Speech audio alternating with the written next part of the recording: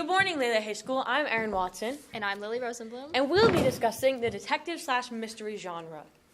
The detective/mystery film genre is created from detective fiction.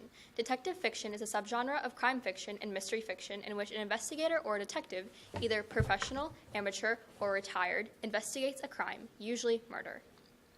Mystery films began during the time of silent films. For example, The Perils of Pauline was one of the first serial films of its time that also contained elements of a detective/mystery film. Serial films are early silent films that were roughly 15 parts and shown over a period of time.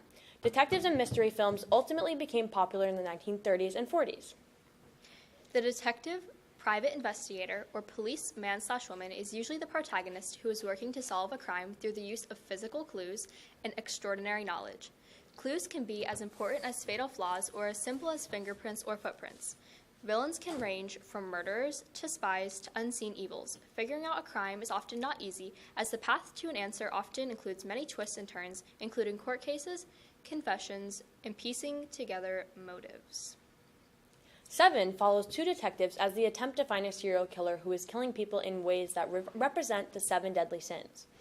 This movie is a good example of its mystery because of its very strong plot and twist of the mystery of who the John Doe killer is. Sherlock follows a private detective as he solves certain cases in London. Sherlock is a good example of a mystery because it has strong examples of deductive reasoning and how it depicts solving the mysteries.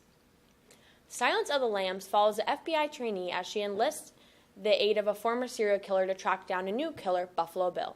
This movie is great mostly because of its interactions between Clarice and Hannibal Lecter.